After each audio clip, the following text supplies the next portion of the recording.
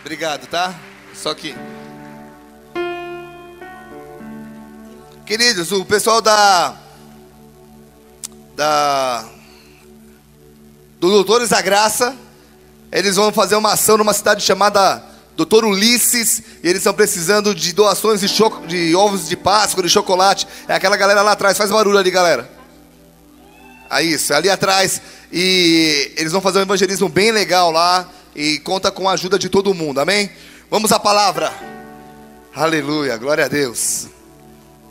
Quem está pronto diz amém. Vamos lá então. Músicos estão indo embora, cadê? Estão saindo? Rebeca, vai comer? Fica aí, senta aí, senta aí. Queridos, alguns meses atrás eu fui a um cinema e eu vi o trailer sobre um filme que estariam lançando.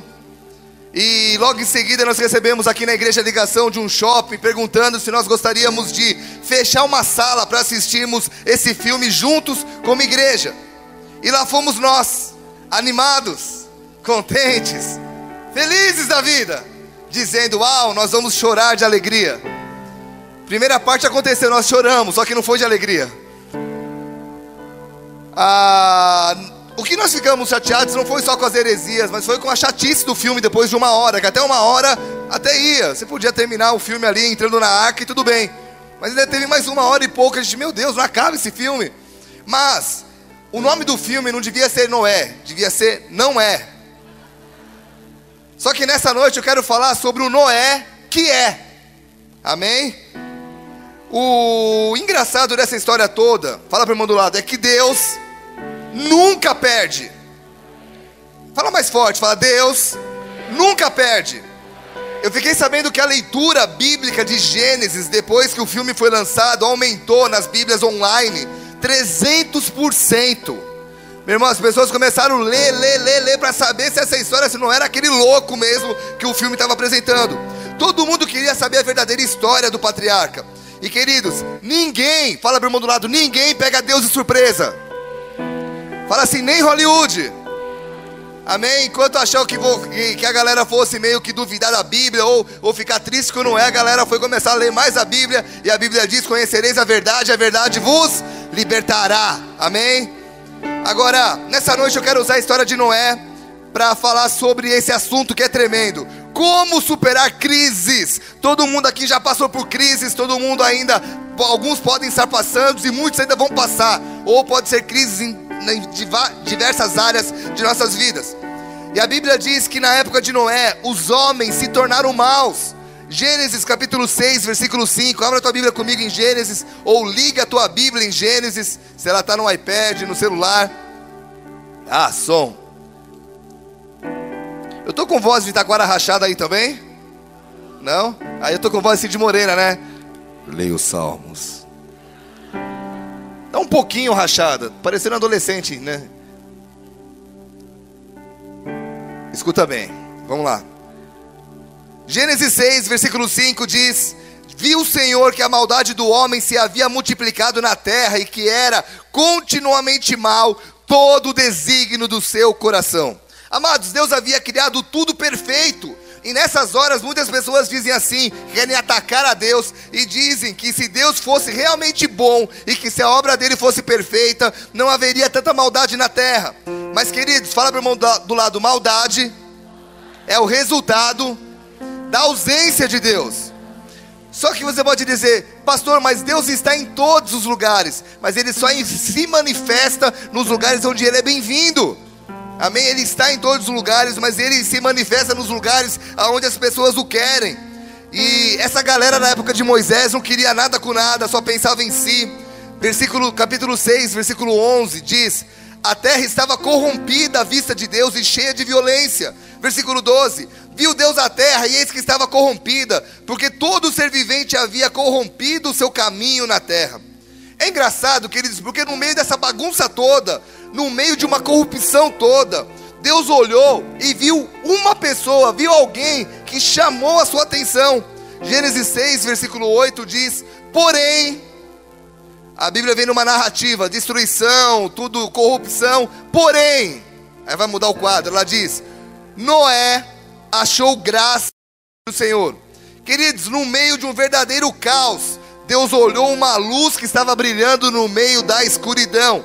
E eu quero te fazer uma pergunta, eu quero te dizer sobre isso nessa noite. Toda luz tem um começo. Repita comigo, toda luz tem um começo. Você só pode dizer que é alguém na vida até você vencer aquilo que você diz que é. Vou te provar, vou te mostrar melhor. Você não pode dizer que não se corrompeu na tua vida até que os anos possam passar e provar que você não se corrompeu. Amém? Você dizer assim, eu estou bem hoje, eu sofri um assédio, um assédio e eu não caí, eu venci a tentação hoje, mas você vai poder dizer que você é íntegro totalmente nessa área quando os anos passarem e você continuar com a mesma posição. E eu quero te dizer isso nessa noite, porque os anos, fala para o irmão do lado, os anos sempre dirão quem você realmente é. E Noé, ele não foi achado assim do nada. Estava procurando na terra e viu um homem. Noé, não foi de graça. E Deus sabia disso. Queridos, Deus, como eu já falei, nada pega Deus de surpresa. Deus não estava passeando pela terra e de repente, tomei um susto, vi Noé. Não aconteceu isso. Gênesis 6:9, olha como a Bíblia começa. Eis a história de quem? De novo, repita comigo. Eis a história de Noé. Deus colocou uma história. Deus, ele olhou para Noé. Noé chamou a atenção dele. E Deus fez com que a história de Noé fosse escrita para que nós entendêssemos algo. Então vamos lá. Pergunta para mim, pastor, como é que eu supero as crises?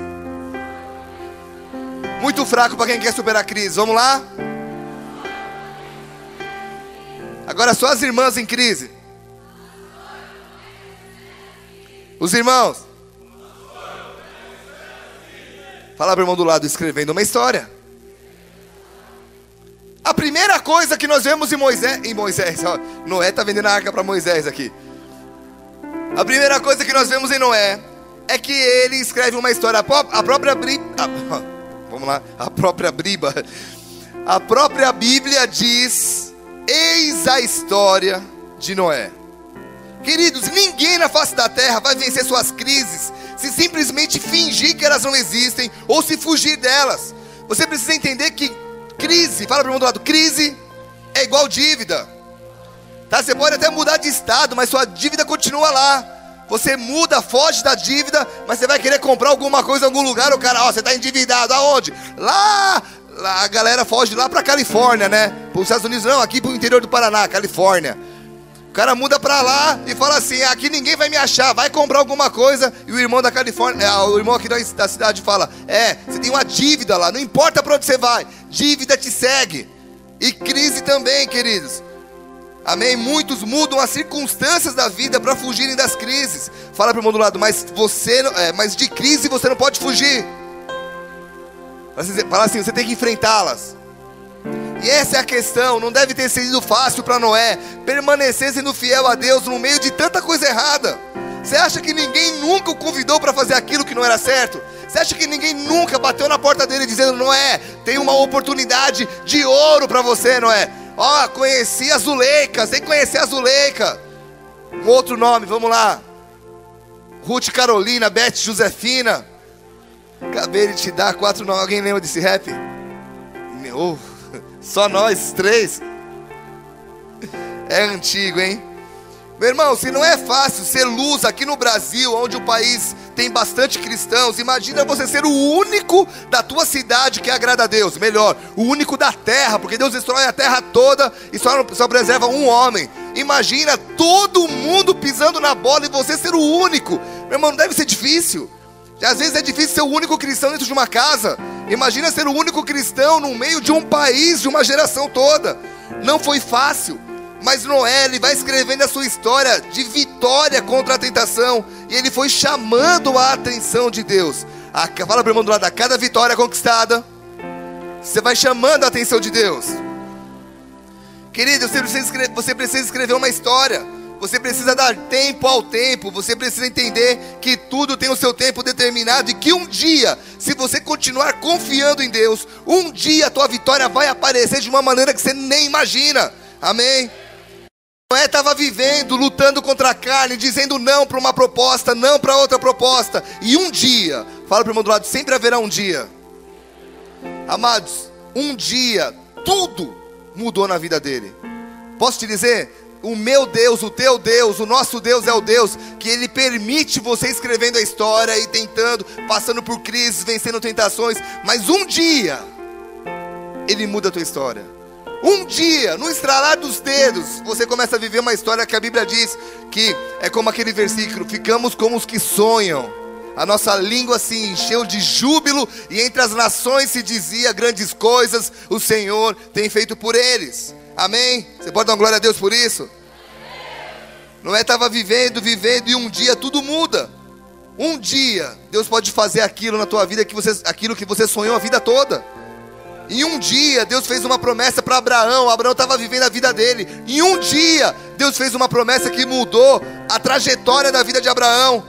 Um dia Deus falou com Moisés através de uma sarça ardente e mudou a sua história. Um dia Deus deu um sonho para um menino chamado José, que mudou o futuro dele. Um dia Deus usou um profeta, Samuel, foi lá e encontrou o pai de um menino que estava cuidando de ovelha. O profeta manda o pai chamar o menino vem, e o profeta unge ele rei. Estou falando de Davi. E um dia Deus vai poder fazer, um dia Ele pode fazer na tua vida aquilo que você sempre sonhou. A Bíblia diz que Deus, Ele é poderoso para fazer infinitamente mais do que tudo que eu penso, sinto ou peço. Amém? E um dia Deus viu Noé. Na realidade Deus já estava vendo Noé, mas um dia Deus se moveu na vida dele. Fala para o irmão do lado: Deus está te vendo.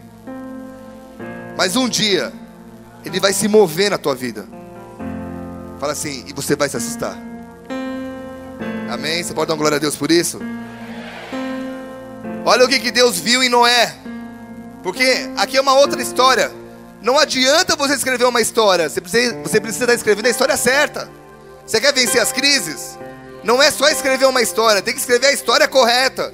Você precisa estar escrevendo uma história que irá ecoar nos céus. Por quê? Amados, olha só. A forma que você lida com a cruz de Jesus Cristo, a forma que você lida com a morte dele e a ressurreição dele, vai determinar onde você vai passar a eternidade. Mas a maneira como você vive aqui na terra como cristão vai determinar como é que você vai passar a eternidade. Uma coisa é chegar nos céus, outra coisa é como é. A Bíblia diz que há níveis de galardão lá. Esse é um outro assunto. Mas Noé estava vivendo de uma maneira que estava agradando a Deus, estava chamando a atenção de Deus. E o pior, e o legal, aliás, repita comigo: Noé estava chamando a atenção de Deus no meio de um mundo sujo. Novamente eu faço a pergunta: como é que eu supero as crises? Primeira coisa que eu falei, escrevendo uma. Então você não pode fugir dos problemas, você precisa levantar a cabeça e encará-los, porque um dia o fruto da sua perseverança vai aparecer e vai assustar muita gente.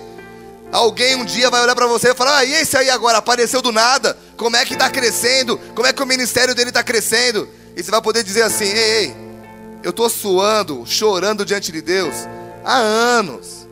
Muitos, quando ficam sabendo do Bola de Neve aqui em Curitiba, vem uma igreja grande, falam: tá, isso aí é uma moda, tudo que começa grande, acaba rápido. Quem falou que começou grande? Tem que ver lá atrás, quanto choro, quanta coisa difícil. Aí quando Deus começa a promover, Ele assusta mesmo. E quando alguém vier te dizer: é fogo de palha, você vai poder dizer: não, já queimei muita palha lá atrás, cara. Você não conhece a minha história, Deus conhece a minha história. Eu escrevi diante dele, eu chorei diante dele. Eu tive dias que ninguém estava no meu lado, mas Deus estava me vendo. Agora não vem criticar que Ele está se movendo. Amém? Então, meu irmão, Deus está te vendo sim, mas vai chegar um dia que Ele vai se mover. E as pessoas do teu lado vão olhar e vão dizer: meu Deus, Ele existe. Você pode dar uma glória a Deus, uma salva de palmas a Jesus por isso?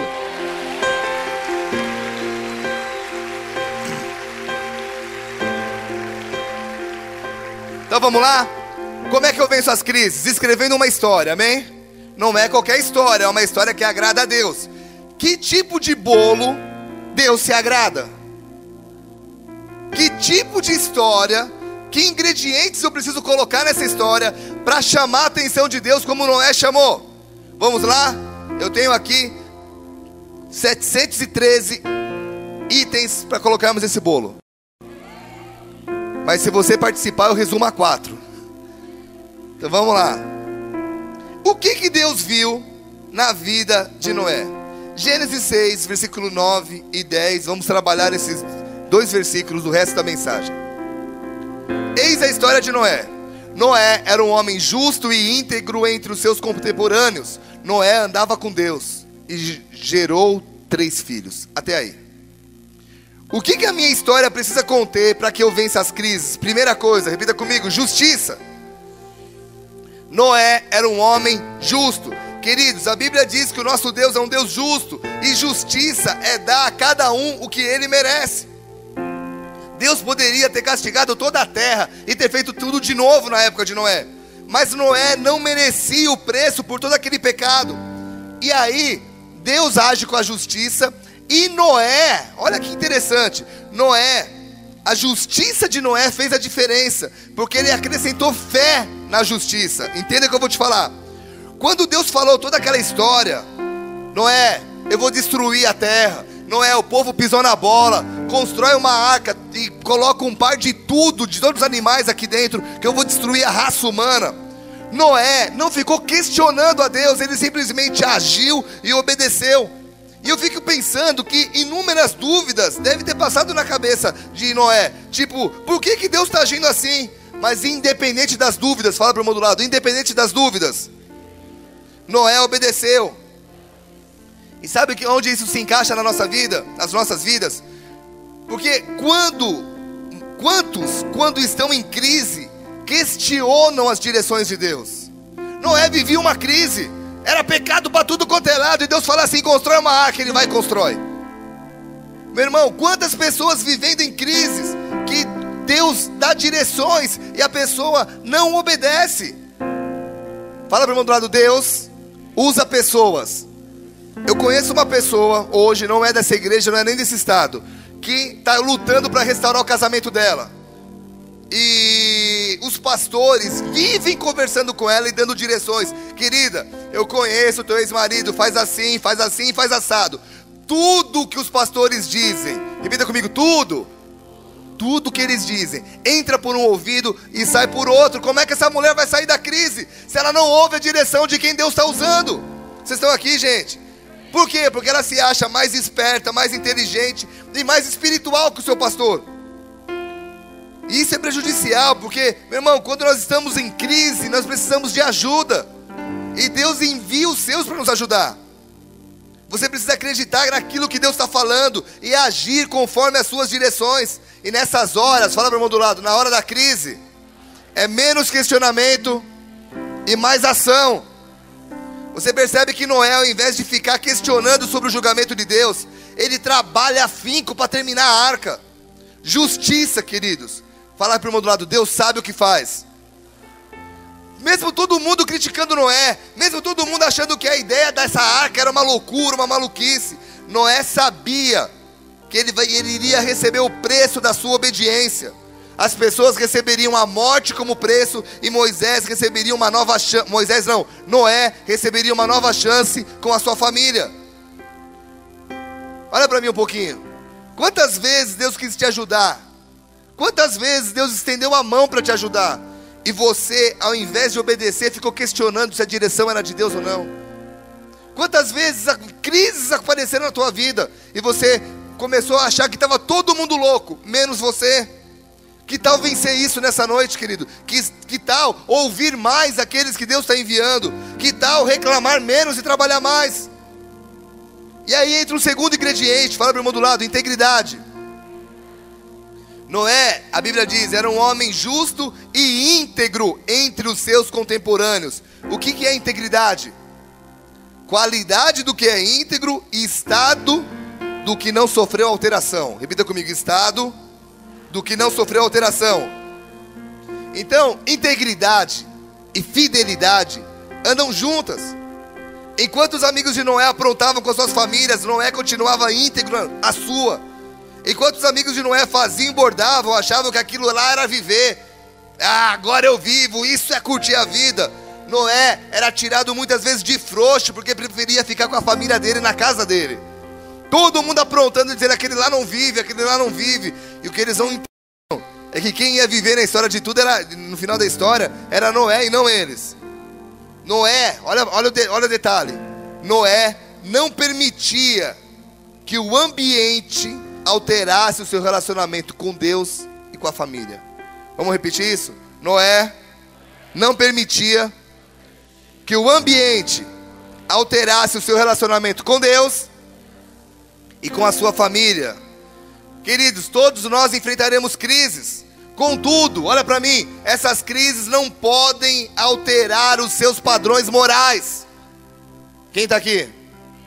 Todo mundo vai enfrentar crise na vida. Sua crise financeira não te dá o direito de roubar. Tua crise matrimonial não te dá o direito de ficar com a vizinha. Tua crise consigo mesmo não te dá o direito de tirar a sua própria vida. Ou seja, crises não podem alterar o seu estado natural de ser. Sabe por quê? A Bíblia diz que você nasceu para ser a imagem e a semelhança de Deus. A Bíblia diz que você nasceu de novo em Jesus Cristo. Você é uma nova criatura. Tudo se fez novo. Se tudo se fez novo, um pouco de crise não pode alterar o seu relacionamento com Ele. Tudo se fez novo, até o jeito de suportar as crises. Vocês estão aqui? Deus nunca prometeu que não teriam crises na sua vida depois de Jesus. Ele prometeu que você não estaria sozinho.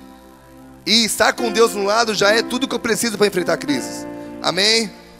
Muitos querem superar crises, mas não conseguem se manter fiéis àquilo que Deus tem pedido. Sabe uma coisa que Deus ministrou comigo essa tarde? Fala para o irmão do lado. Toda crise vai exigir um posicionamento de fé. Meu irmão, se você quer sair das crises, saiba que vai chegar uma hora que Deus vai pedir para você fazer algo que vai ter que vir aqui de dentro. Você vai olhar para suas mãos, você vai dizer impossível. Você vai olhar para as circunstâncias, você vai dizer é impossível. E Deus vai dizer, mesmo que você ache impossível, me obedeça, faça. É quando você está numa crise financeira e Deus pede para você ser mais generoso na hora da oferta. E você diz assim, meu Deus. Uma vez um pastor, um amigo ligou e falou assim, ô Bigard, ou eu pago a luz, ou eu dou o dízimo. Eu falei, então fica com a luz cortada, mas dá o dízimo, que é a única coisa que pode mudar a tua história. Eu conheço e eu sei o que Deus fez na vida dele. Eu conheço um outro amigo, tenho um outro amigo que um dia falou assim, chega, eu preciso fazer algo para sair da minha crise financeira. E ele não tinha nada para dar, tinha uma televisãozinha, sabe aquelas pequenininhas, não sei, é menos de 14 polegadas, uma branquinha. Quantas polegadas é aquela lá? 9 mais ou menos, né? Pequenininha, velhinha. Meu irmão, o que você acha que uma televisão daquelas vai fazer no caixa de uma igreja? Era uma igreja grande ainda, hein? O que vai fazer? Nada. Os caras devem ter jogado fora. Só que mudou a história dele. Eu conheço ele hoje. Amém? Toda crise vai exigir um posicionamento de fé. É quando você está em crise com a sua esposa e Deus pede para você plantar mais tempo e mais amor. Você fala, Deus, se eu tratar ela com mais amor, vai me dar um tiro. Fala, morre, mas trata com mais amor. É quando você está em crise com seu chefe. Você está querendo sair do emprego, quer matar seu chefe. E Deus fala assim, seja mais pontual, mais fiel, o honre mais. Toda crise vai exigir um posicionamento diferenciado de nós. Contudo, se você viver conforme o direcionamento de Deus, é impossível você não vencer essa crise. Fala para o irmão do lado, porque o caminho da vitória passa pela obediência. E sabe uma coisa muito legal? A maioria das vezes que Deus vai te dar uma direção na crise, essa direção vai ser radical. Olha só, Deus olha para um homem chamado Abraão. Abraão não tem filho. Aí Deus olha para ele e fala assim, eu vou mudar a tua história, eu vou te dar um filho. Deus dá o filho dele, vocês conhecem a história, mas aí Abraão, depois Deus dá um filho para ele mesmo, da esposa. Aí Deus fala assim, eu vou mudar a tua história para sempre. Me dá teu filho. Meu irmão, dá o filho para Deus hoje, é dizer, tá bom, Deus pode usar como missionário, colocar ele na Jocum, mandar ele para algum lugar. Naquela época, oferecer o filho para Deus era colocar numa mesa, pegar um cutelo, como que é a tradição para hoje? Punhal e matar o seu filho. A Bíblia diz que Abraão amarrou o filho dele, na hora que ele foi matar, o anjo falou, para. Não precisa mais. Já vi que você vai obedecer, mas foi uma atitude radical. E aqui, queridos, Fala para o irmão do lado, toda atitude, se você obedecer ao pedido radical, a tua vida vai mudar radicalmente. Imagina o que foi para Noé construir uma arca sabendo que todo mundo ia morrer. Só que o engraçado é que ele foi agindo, a crise acabou e o pecado cessou, porque ficou só a família dele. Meu irmão, como é que você age quando no meio de uma crise a direção de Deus é radical? Como é que você age? Você obedece ou fica na mesma esperando a crise passar? Como é que você age quando Deus fala assim: quer fazer isso? Larga esse namoro, muda de cidade, sai desse emprego, ou fica nesse emprego. Quando Deus te dá uma direção que é contra o que você estava pedindo, como é que você age? Meu irmão, alguém aqui já ouviu uma direção radical de Deus e fez o contrário? Deixa eu levantar as duas. E pergunte se deu certo na minha vida. Claro que não. Deus sabe quando Ele te pede. Meu irmão, quando Deus diz que vai fazer uma coisa grande, olha para mim. Na época que eu mudei aqui para Curitiba, eu ia num monte de igrejinha pequenininha. Eu tinha a minha igreja, mas todo mundo me conhecia, então eu não podia receber palavra da minha igreja. Eu não ia acreditar. Eu visitava um monte de igrejinha. Toda igreja que eu entrava, levantava uma irmã de coque e dizia assim: diz o Senhor, Deus vai te usar muito, Deus tem uma obra muito grande na tua vida. E toda irmã parece que elas fizeram complô dos coque em Curitiba contra mim. Todo lugar que eu chegava, as irmãs falavam a mesma coisa. Hoje, alguns anos depois, sabe que ano foi isso? 94, 95, metade de 96. Nós estamos em 2014, amém? Alguns anos depois, bastante anos, concorda? Deus está fazendo tudo o que Ele falou. Só que de lá para cá, quantas vezes Deus falou para mim: muda, para. E aí eu fui aprendendo. Eu lembro de uma época, em 94, que eu estava passando fome. Eu vim de São Paulo para cá, não tinha grana nenhuma. E eu arrumei um emprego, na época era Bamerindos ainda, quem lembra? O tempo passa, o tempo voa. Eu trabalhava lá. Fazia grafite, trabalhava no banco. E eu estava ganhando bem. Para a época, para um cara solteiro, para quem não estava comendo nada, ganhar na época era 2.000 e poucos reais. Puxa, eu estava feliz da vida. E aí Deus falou assim para mim.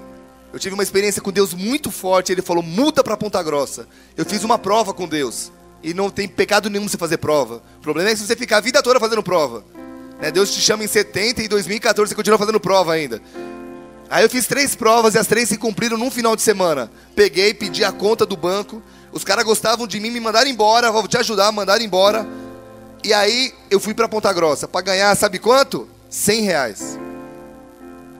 Continuei passando fome. Aliás, não porque eu comia na casa do pastor, mas, pastor serve para isso, alimentar as ovelhas.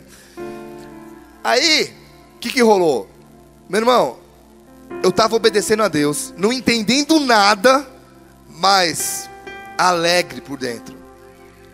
Toda obediência é uma ordem radical de Deus. Pode não produzir coisas que você veja com os teus olhos, mas o teu coração vai sentir. A Bíblia diz que Deus, Ele pesa o coração quando você está fazendo alguma coisa errada. Pelo contrário também, a Bíblia diz que seja a paz de Cristo o árbitro no teu coração. Então vai ter hora que você vai fazer uma coisa, você não está entendendo, mas você está em paz. Então continua fazendo. É loucura? Para os homens, nunca é para Deus. Cada velhinha que dizia, cada senhora que dizia: Deus vai te usar, Deus vai te usar, Deus vai te usar. Algumas devem estar até na glória já, mas Deus está me usando, amém? Agora é muito fácil olhar hoje e achar que eu nasci em Curitiba, nasci nesse bairro e, meu irmão, tive que ter atitudes radicais. Pergunta para o irmão do lado: quando Deus te pede algo radical, o que você faz? Eu não preciso ficar dizendo, mas eu tenho que dizer para dar o testemunho. Quem aqui quer ter a vida financeira mudada radicalmente? Primeiro passo, venha para o seminário, amém? Mas vamos lá, quem quer mesmo? Levanta a mão. Você sabia que eu sempre quis isso também? Sabe quantos carros eu já dei de oferta? 2, bons, fora os quebrados. Que era mais para se livrar, mas bom. Mas o bom, carro bom, dei 2, moto, 2. Aí hoje você olha e fala assim: que legal, o Bigard deve ser um ladrão ou Deus está honrando ele mesmo? Meu irmão, posso te falar um negócio? Quando Deus ele te pede algo radical, ele não vai ficar te devendo nada. Ele vai de forma radical na tua vida também. Amém? Então a pergunta que eu te faço hoje, quando Deus te pede algo radical. Meu irmão, morava em São Paulo, cara. Trabalhava na Avenida Paulista num banco. Na época eu tinha parado de andar de skate, fazia triatlon numa... Você tá filmando aí, irmão? Filmando? Não, desliga aí, depois eu te dou um DVD. Pode ser?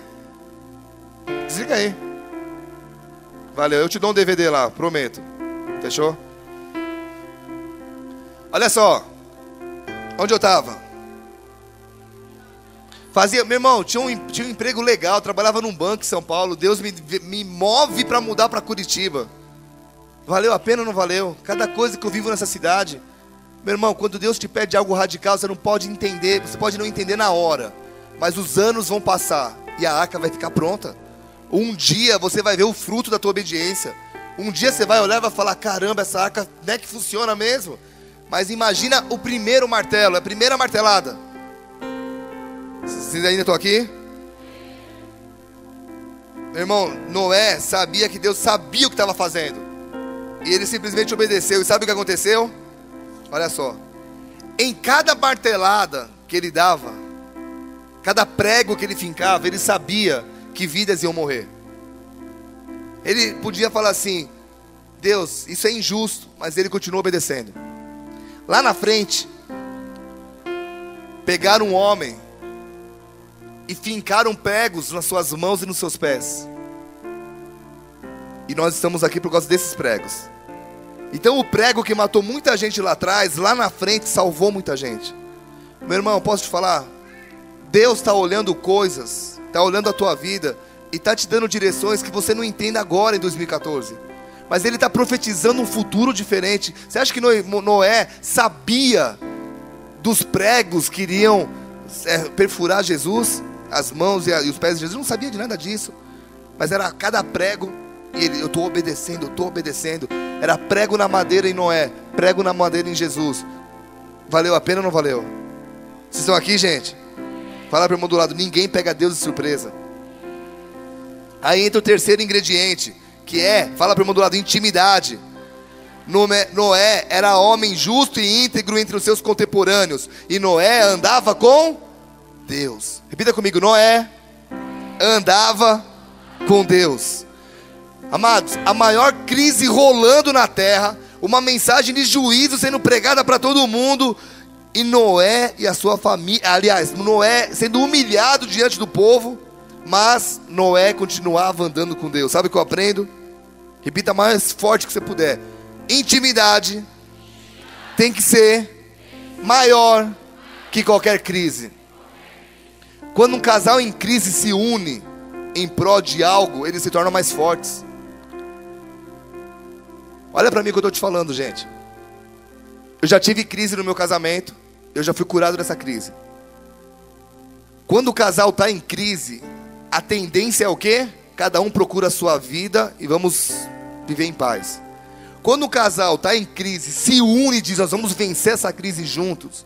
O que eles vivem depois da crise é algo, meu irmão, é lua de mel por muitos e muitos anos. É diferente, é restauração completa.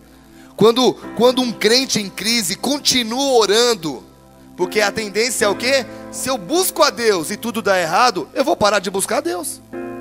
Agora quando um cara está buscando a Deus, está tudo dando errado, e ele continua orando, meu irmão, quando você vencer essa situação, ninguém te segura. As pessoas vão querer imitar aquilo que você vive, você vai poder dizer, meu irmão, isso não se imita, isso se vive. Vocês estão entendendo o que eu estou falando? É superar a crise com intimidade. A intimidade leva o próximo ingrediente, que é o último. Fala para o irmão do lado, produtividade. Gênesis 6, 9 e 10, eis a história de Noé. Noé era um homem justo e íntegro entre os seus contemporâneos. Noé andava com Deus. E Noé gerou 3 filhos. Ô gente, para gerar filho tem que ter um clima, não tem? Né? Uma dança.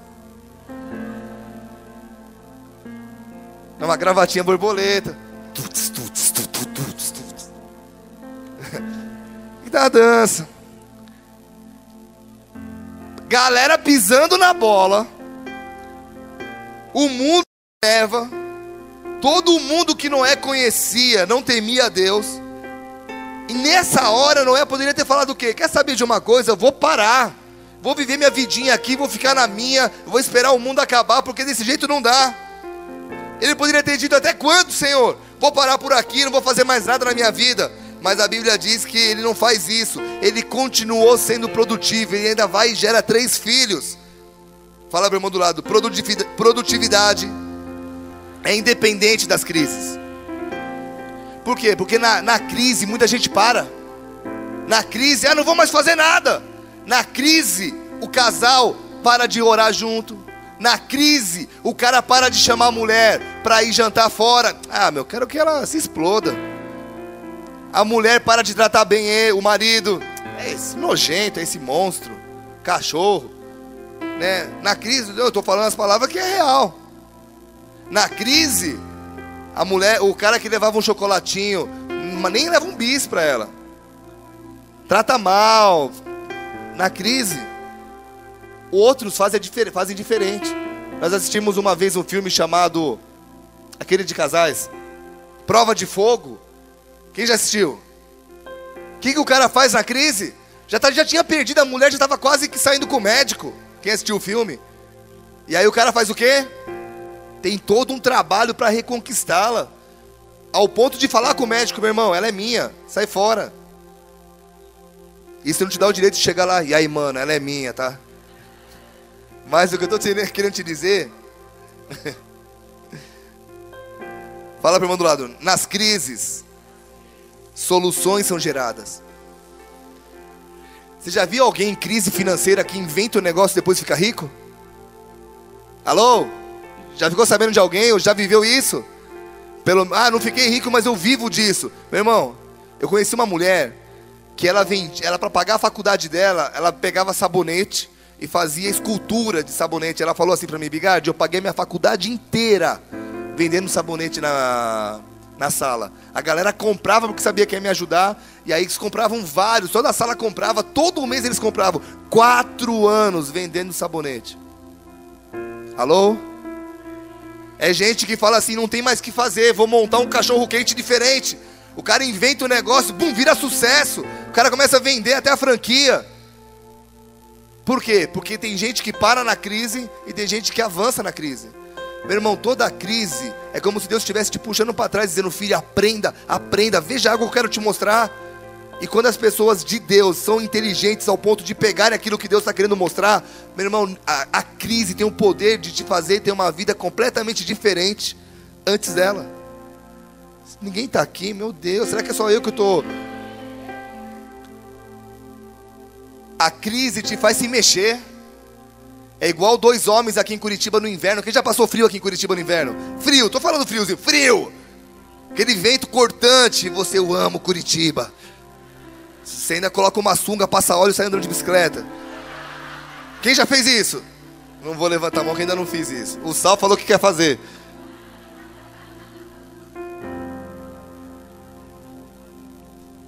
Tripa Man. Frio. Pega 2 caras, coloca um com agasalho quentinho, e pega outro e joga um balde de água fria em cima dele. E larga os 2 para correr no Barigui. Quem vai correr mais rápido? O molhado. Porque o molhado percebe que quanto mais rápido ele correr, mais energia vai produzir o seu corpo, mais calor vai produzir, mais rápido vai secar a roupa. O outro tá tranquilo, tô quente. Meu irmão, às vezes a gente quer andar quentinho pela rua. Ai, Deus, tô bem, minha vida é um sucesso. E Deus tá falando assim: precisa jogar um pouco de água. Por isso que tem inundando um monte de parte do Brasil. Deus, ele fala: precisa te molhar, precisa se sacudir, precisa andar mais rápido.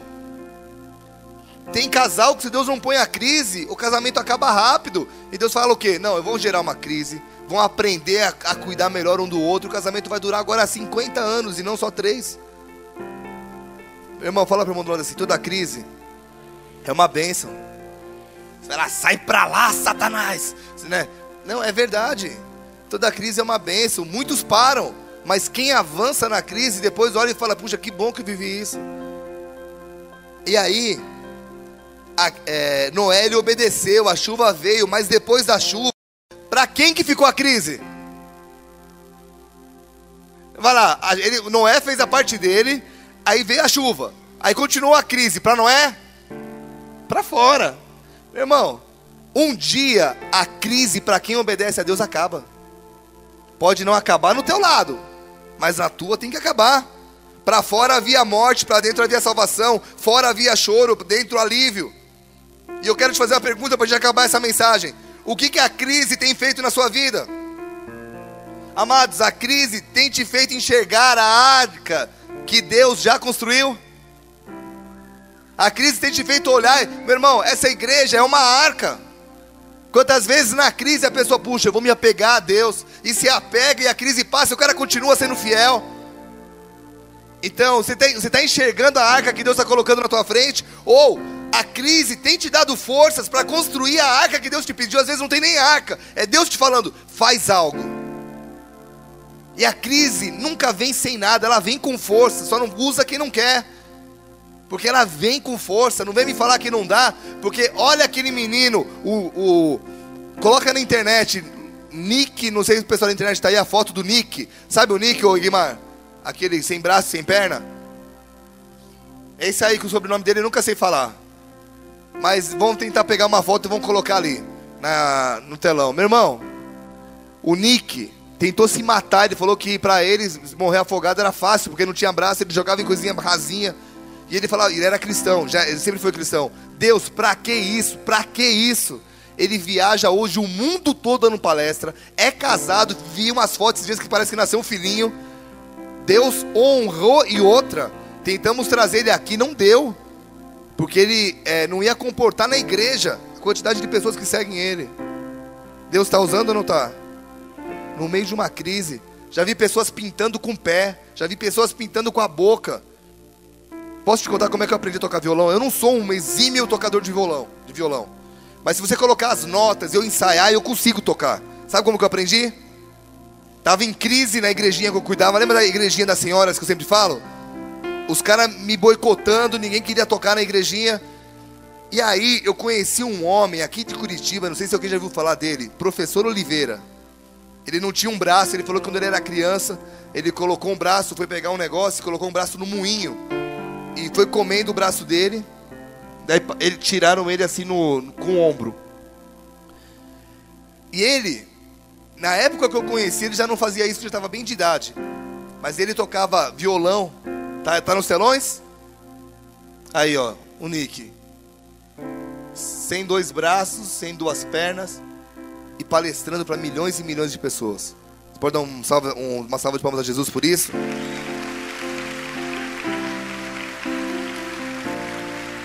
Meu irmão, aí eu tô lá na igreja que eu era da Batista em Curitiba, em Ponta Grossa. O professor Oliveira foi lá. Ele falou que quando ele era novo, ele pediu para um primo dele. O primo dele falou assim, o que você quer ganhar de presente? Ele, eu quero um violão. O primo olhou ele com o braço só e falou, essa eu quero ver. Mas foi na hora, comprou um violão e falou, toca. Aí ele sentou na cadeira da igreja. Ele falou assim, ó, coloquei meu violão aqui. E essa foi a primeira música que eu toquei. Com 2 dedos ele faz a nota, e com 2 ele faz a nota e 2 ele puxa. E começou a solar o violão. Meu irmão, eu comecei a chorar. Eu fui lá dar um abraço nele, falei, me dá um abraço. Ele falou, só tem um braço, não tem problema. Eu dei um abraço nele. Comecei a chorar. Falei, meu, não é possível esse cara com um braço. E naquela época ele tocava com uma mão violão, no violão tinha um suporte para gaitinha de boca, com um pé chocalho e outro bumbo. 4 em 1 sem um braço, 4 em 1 menos 1 era a fórmula dele. Eu olhei e falei, não é possível. Eu dei um abraço nele, comecei a chorar e falei, Deus, eu vou aprender. Posso te falar, não tem limite para alguém que quer vencer a crise. Não existe limites. Existem pessoas sem propósito na vida.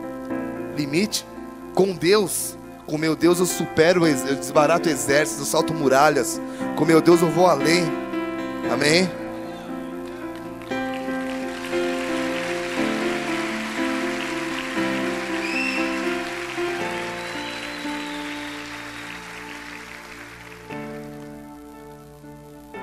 Meu irmão, a crise gera energia para viver o que ninguém está vivendo.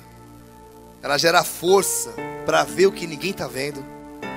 Tá todo mundo dizendo acabou, acabou, acabou. Você só tá assim, cara, não acabou não, meu. Só tá começando. Então eu te faço essa pergunta para acabar. O que a crise tem feito na tua vida? Tem te feito enxergar a arca? Ou construir uma arca? Você tá ficando do lado de fora, tá vendo que todo mundo tem solução menos você. Nessa noite, você precisa entender que para sair da crise, você precisa construir uma história. E essa história precisa conter justiça, integridade, intimidade e produtividade. 4 perguntas para encerrar essa mensagem. O que a crise está fazendo com você, ou fez com você? Ela promoveu justiça? Ela te fez andar em integridade? Cara, eu sou muito mais fiel agora do que antes. Ela te fez andar assim? Ela produziu intimidade com Deus? Cara, nunca orei tanto como eu estou orando agora. Cara, como eu estou íntimo de Deus. Posso te falar um negócio? Oração é mais viciante que droga. Oh, que heresia. Não é, querido. Quando você começa a vencer os 5, 10 minutos de oração e começa a orar horas com Deus, você não consegue ficar muito tempo sem orar. Você fala, meu, que negócio gostoso. Se chegar às 4 da manhã aqui na igreja, tem uma galera orando. Comecei sozinho, agora você vem e tem uma galera orando. Por quê? Porque o bichinho da oração pegou eles. Os caras, e não estou falando de um mês, faz 1 ano e meio que a galera está orando, orando, orando. Você acha que não é viciante? O detalhe é que é algo que te preenche, é algo que te deixa diferente. Então, a crise está te dando intimidade, está te produzindo intimidade com Deus? A crise está te fazendo ser mais produtivo? Se não, pastor, a crise não está fazendo nada disso na minha vida. Olha para mim, para acabar. Não espere superá-las, tá? Se a crise não estiver promovendo essas 4 coisas na tua vida, você vai viver em crise. Ela pode mudar de lado, pode mudar de área, mas ela nunca vai sair da tua vida. Sabe por quê? Fala para o mundo do lado. Porque toda crise tem um objetivo. Vou ler um texto para acabar, Deuteronômio 8:2. E te lembrarás de todo o caminho pelo qual o Senhor teu Deus te guiou no deserto, ou por essa crise, nesse caso o povo de Israel, por 40 anos, para te humilhar, provar, para saber o que estava no teu coração e se guardarias os seus mandamentos ou não. Querido, se as crises na tua vida não têm te feito viver essas 4 coisas que eu falei, posso te falar? Daqui 10 anos, você vai voltar aqui nessa igreja, você não vai achar mais a gente aqui. Amém? Você vai ter que procurar na internet, onde estão esses caras? E isso se precisar até procurar, porque o negócio vai estar tão tomado na cidade. Aí você vai dizer assim, e aí eu vou perguntar para você, e aí, e você? Pô, pastor, tô com umas lutinhas ainda. Quais? As mesmas de 2014, quando eu fui lá na igreja e te ouvi. O mundo vira, irmão. O mundo é redondo, ele vai girando, vai girando, vai girando. E toda crise, ela é passageira. A ideia original de Deus para a crise é ser passageira. O homem, por causa da desobediência, faz ela ficar cada vez maior. O povo de Israel era para ficar 40 dias no deserto, ficaram 40 anos. Quem que foi o culpado? Deus ou os homens? Então nessa noite, aonde você está? Enfrentando os 40 dias, sei que vai passar, minha obediência vai me tirar dessa crise, ou você está nos 40 anos? Feche seus olhos abaixo da tua cabeça um pouquinho.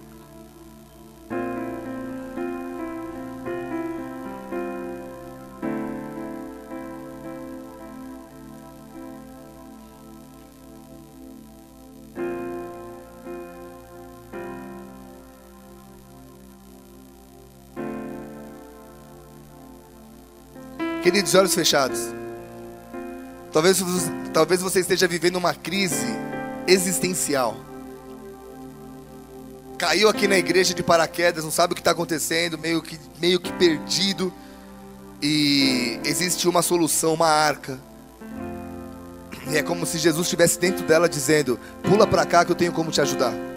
Pula para cá, eu não posso ir aí te buscar. Eu já estou te oferecendo a arca, já estou te oferecendo a salvação, mas você precisa querer vir para cá. Se nessa noite você não tem um relacionamento com Jesus e quer sair desse emaranhado que você se enfiou, meu irmão, Deus, Jesus Cristo, Ele especialista em tirar o emaranhado da vida das pessoas. Se você quer isso nessa noite, levanta a tua mão direita comigo. Nós vamos fazer uma oração. Se você quer entregar o teu coração na vida, o seu coração nas mãos de Jesus Cristo, com a tua mão direita erguida, repete assim, diga assim: Senhor Jesus, Senhor Jesus, eu te peço perdão, eu te peço perdão, porque até hoje eu tentei resolver os meus problemas na minha força. Mas nessa noite eu reconheço que o Senhor é muito mais poderoso do que eu. Eu reconheço que tu és o Filho do Deus vivo, que nasceu, cresceu, morreu e ressuscitou ao terceiro dia. E é para ti, Jesus, que eu entrego a minha vida, o meu futuro e todo esse emaranhado em que me enfiei. E eu te peço, me ajuda, me dá uma nova história, em nome de Jesus.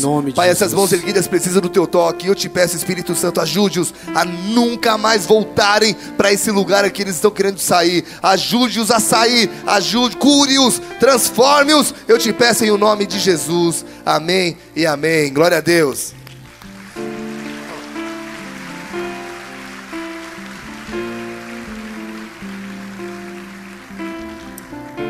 Tá vendo essa galera aqui? Você que levantou a mão? No final do culto eles vão estar ali naquele quiosque chamado Boas-Vindas para anotar teu nome, teu telefone, teu e-mail. Nós queremos criar um vínculo de amizade com você. Não vai embora sem fazer isso. Amém?